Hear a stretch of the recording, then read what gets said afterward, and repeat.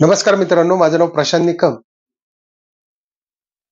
आत्ता परवा होणारं पुशेगावचं मैदान, या ठिकाणचं हिंदकेसरी मान मिळवण्यासाठी जे ड्रायव्हर लोक आहेत, जे हिंदकेसरी ड्रायव्हर आहेत, ते आपला जीव पणाला लावतात मित्रांनो. आणि शक्यतो चांगल्याच गाड्यांवरती बसतात, कारण या ठिकाणी नंदी सुद्धा चांगला पाहिजे आणि ड्रायव्हर सुद्धा चांगला पाहिजे. तर त्यातच आपले रुस्तमे हिंदकेसरी विठ्ठल नाना या ठिकाणी काय म्हणाले पुसेगाव मैदानाबद्दल, आणि त्यानंतर बारीक ड्रायव्हर सुद्धा काय म्हणाले हे आपण पाहणार आहोत. तर पाहूया आपले सर्वांचे आवडते विठ्ठलना काय म्हणाले पुसेगावच्या मैदानाबद्दल. गाडी राहणार की कोणाला काय शिवागिरी महाराजाची कृपा असल्यावर राहणार की तिथं कोणी चॅलेंज देऊन एक करायचाच नाही. पुशेगावचा चांगला निर्णय ह्याचा. सुट्टीचे पाय जरी पुढे असला तर त्यांनी एक नंबर नेम केलाय त्यांनी आता सगळ्यांनी.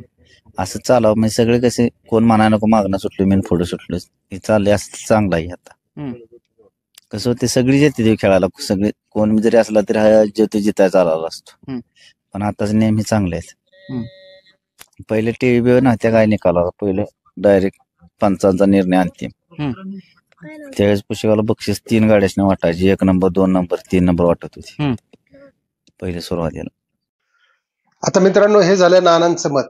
त्याचबरोबर जे आपले सिरसवडीचे बारीक ड्रायव्हर आहेत, त्यांनी पंढरीशेठ फडकेंच्या बिनजोडच्या भरपूर शर्यती जिंकलेल्या आहेत.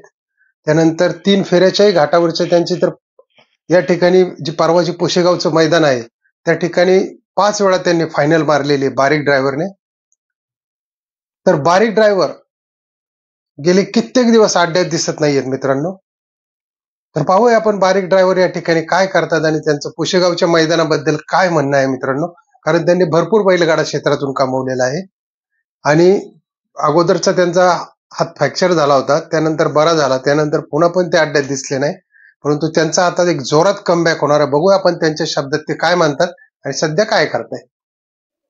हे पहा मित्रांनो, त्यांनी या ठिकाणी बटाट्याची लागण केलेली आहे शिरसवडीमध्ये.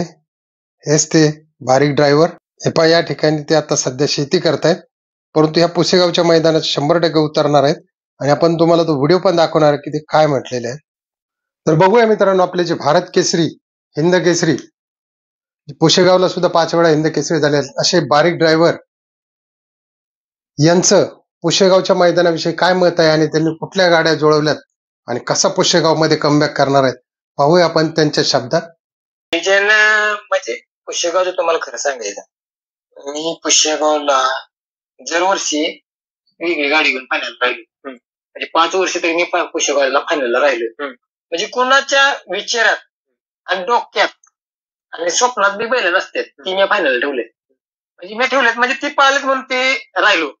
पहिल्या वर्षी मी आजुरीचा सर्जा आणि पैलवान रगाव त्यांचा सोन्या, ही गाडी कुणाच्या गिनतीत बी नसत. या गाडीला गट गावायची नाही ती म्हणते ती गाडी फायनल ठेवली.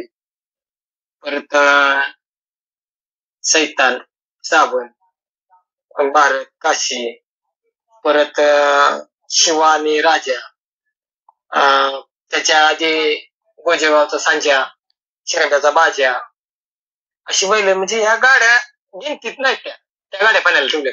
म्हणजे माझ्या डोक्यात असते की, आणि शक्यतो करून मला पुशेगावचे आशीर्वाद म्हणायचा महाराजांचा की जुन्या बैलावर काय मला गावत नाही. मी लय प्रयत्न केला, भांड्याला प्रयत्न केला, पुशेगावचं फायनल नाही गावलं. भांड्याला विचार करा, इतकी फायनल घेतली पण पुशेगावचं फायनल गावलं नाही. जुन्या बैलाकडनं गावतच नाही. नवीन बैल म्हणून आता एक नवीन 2 गाड्या तयार केले आणि माझा अंदाज आहे की मी सुखासुखी तरी कोणाला सुट्टी नाही, म्हणजे नॉट सुट्टी माझ्याकडनं ह्या टायमिंगला. जसं पेडगाव मध्ये कमबॅक केलं की नाही त्याच्यात डबल म्हणजे बैलांनी लय लांब, म्हणजे सांगायची गोष्ट म्हणजे लय लांबनं बोलवलेली आहे दोन्ही बैल आणि एक गाडी तयार केलेली आहे. लय स्टॉपनं गाडी पळणार आहे त्या. म्हणजे एखादा म्हणला ना बायचान्स एखादा मोठा लागला माझ्या गाठात सीमेत, त्यानं सावध, मी आधी सांगते त्यानं सावध राहायचं की आपल्याला दणका बसणार आणि बारीकडनं बसणार तर बसणार दणका. तर मित्रांनो, तुम्ही पाहिलंच असेल की आता बारीक ड्रायव्हर काय म्हटले की आता सहजासहजी सुट्टी नाही, म्हणजे त्यांचा कमबॅक या ठिकाणी जोरदार होणार आहे. तर त्यातच मित्रांनो, आपला मथुर सुद्धा नेर गावात समीर भैया चव्हाण यांच्याकडे पोहोचलेला आहे.